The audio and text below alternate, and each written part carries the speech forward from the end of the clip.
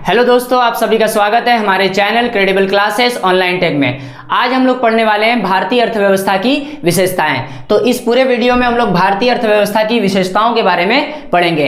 अब तक हम लोगों ने अर्थव्यवस्था क्या होता है, अर्थशास्त्र और अर्थव्यवस्था में क्या अंतर होता है, अर्थव्यवस्था के क्षेत्र, उत्पादन के कारक, अर्थव्यवस्था के प्रकार के बारे में पढ़ चुके हैं। आज हम लोग इस पूरे वीडियो में भारतीय अर्थव्यवस्था की विशेषताओं के बारे में पढ़ेंगे कि भारत की अर्थव्यवस्था कैसी है। तो आइए देखते हैं कि भारत की अर्थव्यवस्था कैसी है, उसकी विशेषताओं के बारे में चर्चा करते हैं इस वीडियो में। तो भारत एक खुली अर्थव्यवस्था वाला देश है। खुली अर्थव्यवस्था क्या होता है? खुली अर्थव्यवस्था एक ऐसी अर्थव्यवस्था होती है जहां पर देश में क्या होता है, आयात और निर्यात पर कोई भी प्रकार का प्रतिबंध नहीं होता है। भारत के आयात और निर्यात पर किसी भी प्रकार का प्रतिबंध नहीं है, इसलिए भारत को एक खुली अर्थव्यवस्था वाला देश कहा जाता है। और आयात और निर्यात का मतलब क्या होता है? भारत अपनी वस्तुओं और सेवाओं को किसी दूसरे देश को बेच भी सकता है और उनसे क्या कर सकता है, खरीद भी सकता है। तो जिस भी देश में आयात और निर्यात पर कोई भी प्रकार का प्रतिबंध नहीं होता है उसे खुली अर्थव्यवस्था कहते हैं। तो भारत क्या है, मेरा एक खुली अर्थव्यवस्था वाला देश है।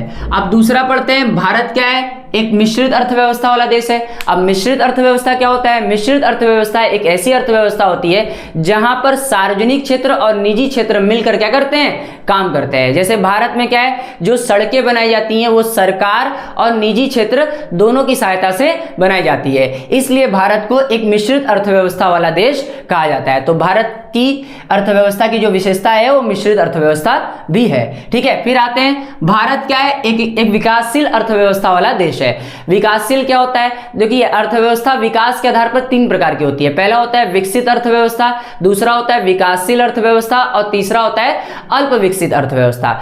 अब भारत क्या है, भारत एक विकासशील अर्थव्यवस्था वाला देश है, यानी एक ऐसी अर्थव्यवस्था जो विकास की प्रगति की ओर है या विकास की ओर क्या हो रही है, बढ़ रही है, अभी पूर्ण रूप से विकसित नहीं हुई है, उसको क्या बोलते हैं, विकासशील अर्थव्यवस्था बोलते हैं। अब भारत क्या है, एक विकासशील अर्थव्यवस्था वाला देश है, क्योंकि अभी भी यहाँ पर क्या है, औद्योगिक क्षेत्र काफी पीछे है, तकनीकी ज्ञान का अभाव है, शिक्षा की कमी है, पूंजी निर्माण की वृद्धि की जो दर है वो काफी कम है, इसलिए भारत को एक विकासशील अर्थव्यवस्था वाला देश कहा जाता है। ठीक है, हाँ, हमारे देश के जो प्रधानमंत्री हैं नरेंद्र दामोदर दास मोदी जी ने, उन्होंने बोला है कि वो अब अपने ठीक है कार्यकाल में या 2047 तक वो भारत को एक विकसित देश बनाने की क्या करेंगे, कोशिश करेंगे। तो अभी तक फिलहाल भारत क्या है, एक विकासशील अर्थव्यवस्था वाला देश है। तो ये भारत की क्या है, विशेषता है। फिर आगे देखते हैं, भारत क्या है, एक नियोजित अर्थव्यवस्था वाला देश है, एक प्लान इकोनॉमी है। भारत के अंतर्गत हर एक क्षेत्रों का विकास करने के लिए सरकार क्या करती है, विभिन्न प्रकार की योजनाएं चलाती है।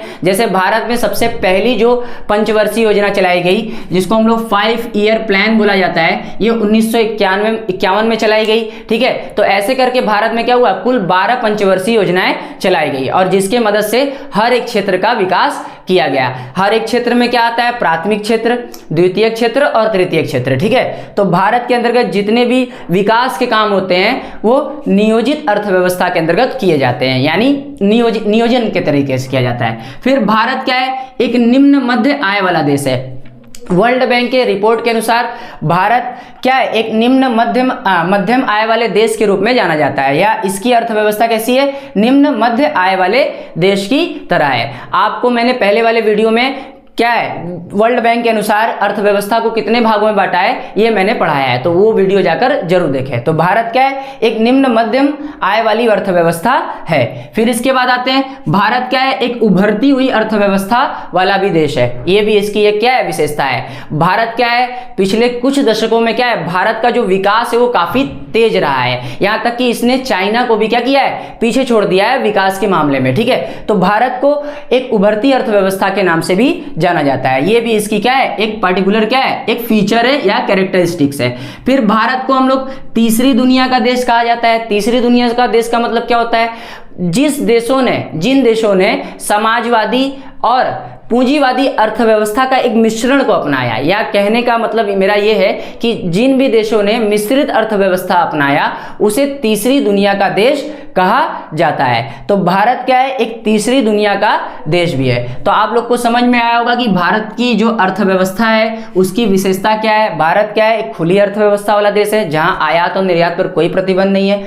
मिश्रित अर्थव्यवस्था है जहां पर सरकार और निजी क्षेत्र दोनों मिलकर काम करते हैं। विकासशील है यहाँ पर, यानी भारत क्या है विकास की ओर क्या है बढ़ रहा है, ठीक है। तो इसीलिए इसको भारत को विकासशील अर्थव्यवस्था कहा जाता है। फिर इसके बाद भारत क्या है एक नियोजित अर्थव्यवस्था वाला देश है। यहाँ पर हर एक क्षेत्र के विकास के लिए तमाम प्रकार की सरकार योजनाएं बनाती है और उन योजनाओं के तहत क्या किया जाता है, हर एक क्षेत्र का विकास किया जाता है। फिर निम्न मध्य आय वाला देश कहा जाता है। फिर इसके बाद उभरती हुई अर्थव्यवस्था है, भारत काफी तेजी से विकसित हो रहा है, ठीक है, इसलिए इसको भारत को उभरती अर्थव्यवस्था भी कहा जाता है। फिर तीसरी दुनिया का देश है, क्योंकि इस भारत ने क्या किया था, मिश्रित अर्थव्यवस्था अपनाया था। तो ये आपको समझ में आएगा कि भारत की अर्थव्यवस्था। आइए कुछ और पॉइंट्स को हम लोग समझने की कोशिश करते हैं कि भारत की अर्थव्यवस्था की विशेषताएं क्या होती हैं। जैसे कृषि की प्रधानता, भारत क्या है शुरू से ही एक कृषि प्रधान देश रहा है। भारत की अधिकांश जनसंख्या जो है वो कृषि क्षेत्र में लगी हुई है।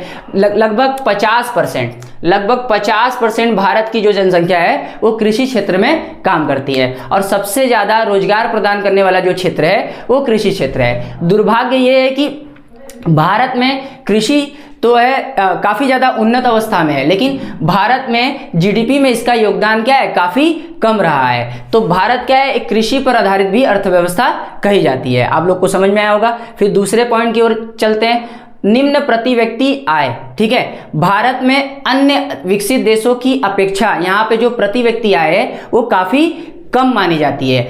विश्व बैंक के एक रिपोर्ट के अनुसार भारत की जो प्रति व्यक्ति आय है वो $2450 है, जो कि क्या है विकसित देशों की अपेक्षा में काफी कम है। तो भारत में क्या है निम्न प्रति व्यक्ति आय देखने को मिलती है, ठीक है। इसका काफी ज्यादा मतलब कि इसके बहुत सारे कारण हैं, जैसे शिक्षा में कमी, उसके साथ साथ गरीबी, जनसंख्या का बढ़ता हुआ जो दर है, वो सब क्या है बहुत सारे कारण है। इसलिए भारत को क्या है, भारत में जो है वो निम्न प्रति व्यक्ति आय, ठीक है, सभी लोगों की है। फिर ग्रामीण अर्थव्यवस्था, भारत क्या है एक ग्रामीण अर्थव्यवस्था भी है, क्योंकि भारत की अधिकांश जनसंख्या लगभग 65% जनसंख्या क्या है गांव में निवास करती है। तो इसलिए भारत को क्या है एक ग्रामीण अर्थव्यवस्था वाला देश कहा जाता है। फिर आगे देखते हैं औद्योगिक पिछड़ापन, भारत क्या है विकसित देशों की अपेक्षा क्या है औद्योगिक क्षेत्र में काफी पिछड़ा हुआ है, यानी काफी पीछे है। इसका मुख्य कारण हमारे देश में पूंजी का अभाव होना, तकनीकी ज्ञान का अभाव होना, उद्यमशीलता का अभाव होना, ये सब क्या है इसके प्रमुख कारण है,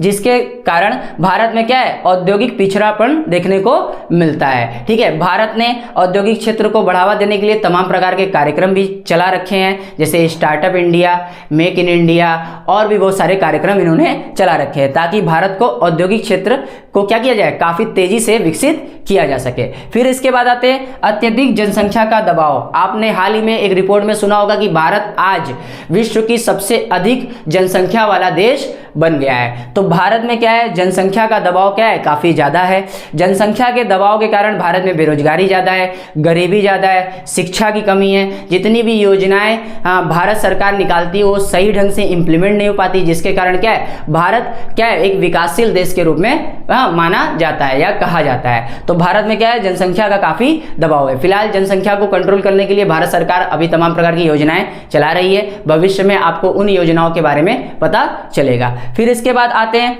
पूंजी, तकनीक तथा उद्यमशीलता का अभाव। भारत में क्या है पूंजी का अभाव है, जिसके कारण लोग क्या है अपना स्टार्टअप नहीं कर पाते, अपना खुद से बिजनेस नहीं कर पाते। तकनीकी ज्ञान का अभाव है, भारत में अन्य विकसित देशों की अपेक्षा कम टेक्नोलॉजी है, जिसके कारण भारत क्या है तेजी से विकास नहीं कर पा रहा है, ठीक है। लेकिन आज क्या है भारत की स्थिति काफी बेहतर होती चली जा रही है। उद्यमशीलता का अभाव है। उद्यमशीलता का मतलब क्या होता है, यहाँ पर रिस्क कैपेसिटी क्या है काफी कम है, लोग रिस्क लेना क्या है पसंद नहीं करते हैं, ठीक है। आज का जो भारत का युवा है वो क्या है जॉब करना चाहता है, लेकिन उद्यम कोई स्थापित करना नहीं चाहता है। इसी कारण भारत में क्या है उद्यमशीलता का भी काफी अभाव देखा जाता है। तो ये भारत की क्या है कुछ विशेषताएं हैं। फिर आगे भारत में बेरोजगारी, भारत में बेरोजगारी काफी ज्यादा है। बेरोजगारी होने का मुख्य कारण क्या है, पूंजी, तकनीक और उद्यमशीलता का अभाव है। इसके साथ साथ जनसंख्या काफी तेजी से बढ़ रही है, जिसके कारण क्या है भारत में बहुत सारे लोग बेरोजगार हो रहे हैं। भारत के युवा के पास शिक्षा नहीं है, इसके साथ साथ उसके पास तकनीकी ज्ञान की कमी है। उसके बाद भारत का जो युवा है वो नौकरी करना चाहता है, कोई उद्यमी नहीं बनना चाहता, जिसके कारण क्या है भारत के लोग, भारत की युवा क्या है बहुत ज़्यादा बेरोजगारी की समस्या से क्या हो रही है जूझ रही है, ठीक है। शहरों में काफ़ी तेजी से बेरोजगारी बढ़ रही है, शहरों में शिक्षित बेरोजगारी देखने को मिलती है। गांव में जाएंगे तो प्रच्छन्न बेरोजगारी या छिपी हुई बेरोजगारी, जहां पर क्या है एक ही काम को आवश्यकता से अधिक लोग कर रहे हैं, इसीलिए भारत में क्या है बेरोजगारी भी एक समस्या है। यह भी भारत की क्या है एक विशेषता रही है। भारत क्या है शुरू से ही एक गरीब देश रहा है, इसीलिए भारत में क्या है बहुत ज्यादा गरीबी है। गरीबी का मुख्य कारण बताए थे आपको, जनसंख्या का अभाव है, बेरोजगारी है, औद्योगिक रूप से पिछड़ापन भारत का है, इसके साथ साथ प्रति व्यक्ति आय काफी कम है।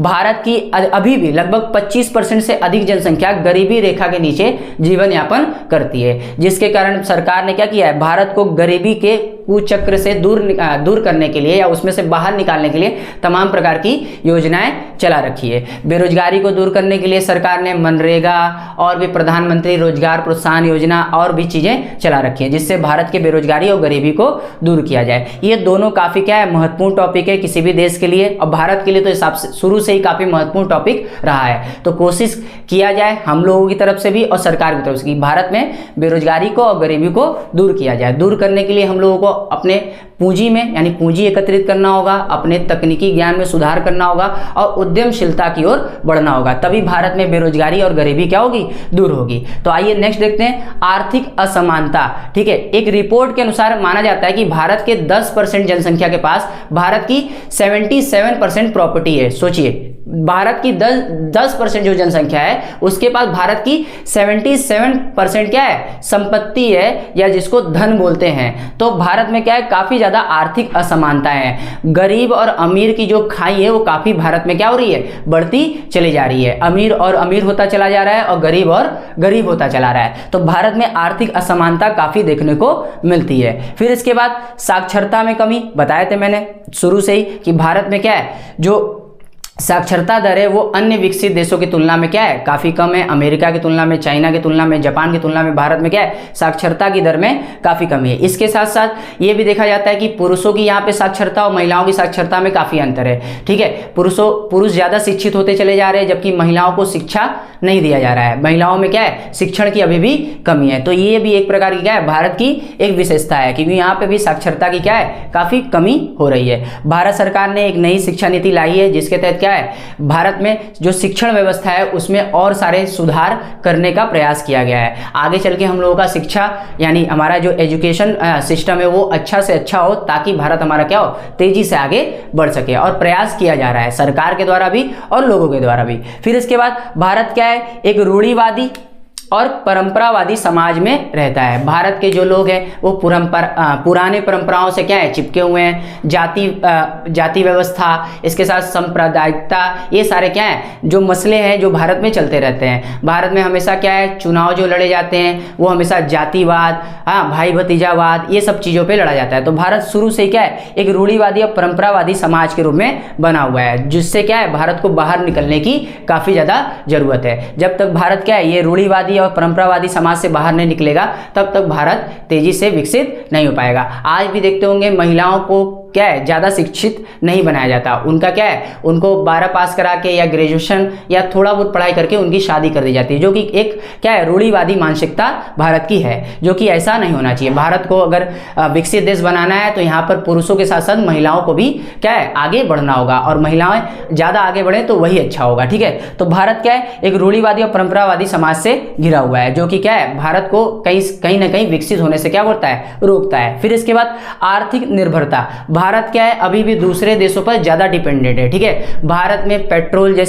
सबसे ज्यादा मुख्य क्या है वस्तु है या आवश्यक वस्तु है, जो कि बाहर से और सारे देशों से क्या किया जाता है आयात किया जाता है। ठीक है, और भारत यहाँ से बहुत ज्यादा अनाज ही निर्यात कर पाता है। कहने का मतलब यह है कि भारत क्या है ठीक है काफी ज्यादा दूसरे देशों पर डिपेंड है। भारत ने वर्ल्ड बैंक, IMF और भी बहुत सारी संस्थाएं जिससे बहुत सारा क्या है ऋण लेकर रखा हुआ है। उन ऋणों का जो ब्याज है वो काफी ज्यादा क्या है चुकाया जाता है भारत में, जिससे क्या है भारत की जो आय है जो सरकार की आय है वो आधा ज्यादा ऋण के ब्याज देने में ही खर्च हो जाती है। तो ये पूरे भारत की क्या हुई अर्थव्यवस्था की विशेषताएं हुई। शुरू में मैंने पढ़ाया भारत एक खुली अर्थव्यवस्था, मिश्रित अर्थव्यवस्था, विकासशील अर्थव्यवस्था, नियोजित अर्थव्यवस्था, निम्न मध्य आय वाला देश, उभरती हुई अर्थव्यवस्था है, तीसरी दुनिया का देश कहा जाता है, कृषि पर आधारित अर्थव्यवस्था है, जो मैंने यहाँ पे आपको समझाया है। तो यहाँ पे मैंने क्या क्या समझाया है, भारत एक क्या है, कृषि पर आधारित अर्थव्यवस्था है, भारत में जो प्रति व्यक्ति आय है अन्य विकसित देशों की अपेक्षा बहुत कम है, ग्रामीण अर्थव्यवस्था है, भारत की अधिकांश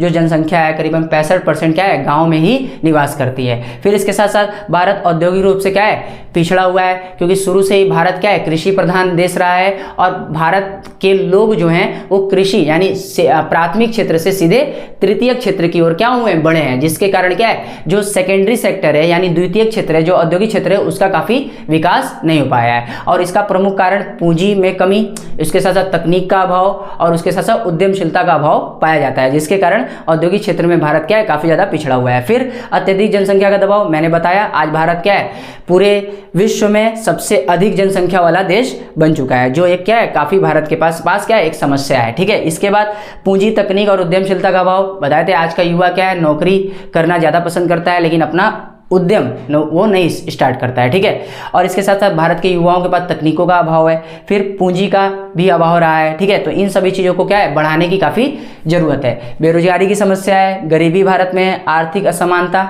ठीक है, बताए थे 10% लोगों के पास क्या है, भारत की 77% प्रॉपर्टी है, साक्षरता में कमी है, जिसके कारण क्या है, भारत काफ़ी पिछड़ा हुआ है। ठीक है, रूढ़िवादी समाज है, परंपरावादी समाज है, यहाँ पे जाति व्यवस्था, सांप्रदायिकता, धार्मिक जो वाद विवाद होते हैं, इसमें भारत के लोग क्या है, उलझ के रह जाते हैं और विकास की ओर ध्यान नहीं देते हैं। फिर इसके साथ साथ आर्थिक निर्भरता, भारत दूसरे देशों पर काफ़ी ज़्यादा निर्भर है, पेट्रोल पे निर्भर है और भी बहुत सारे संसाधन हैं जो भारत क्या करता है, दूसरे देशों से आयात करता है। तो ये पूरा जो वीडियो है ये भारतीय अर्थव्यवस्था की विशेषताओं के बारे में है, मैंने आपको ये पढ़ा दिया। अगर आपको ये समझ में आया हो तो वीडियो को हमारे लाइक करिएगा, हमारे चैनल को सब्सक्राइब करिएगा, अगर कोई डाउट हो तो कमेंट सेक्शन में जरूर पूछिएगा। अब हम लोग आगे नेक्स्ट टॉपिक में मिलते हैं। जय हिंद, जय भारत।